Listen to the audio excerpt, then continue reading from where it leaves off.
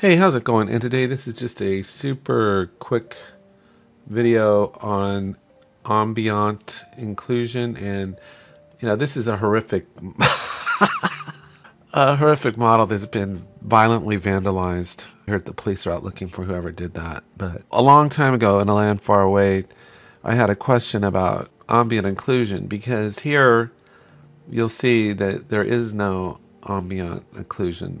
And a lot of these are the usual suspects that you'll see across the board: roughness, specular, all that kind of makes sense. And I always had a question about, well, where is ambient occlusion? And I posted a long time ago on the forum about this, and Rebel Hill had responded, a couple other people responded, that you just multiply it. You multiply it by the base color and just pop it into color.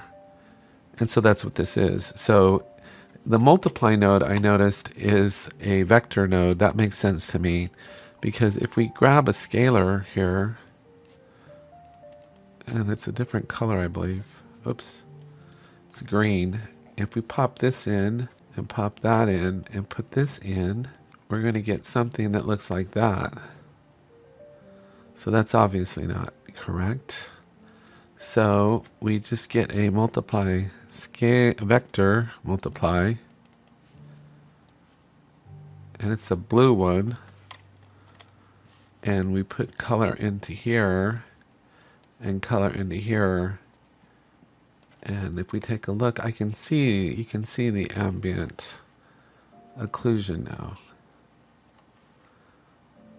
which is kind of taking care of those indirect shadowing areas.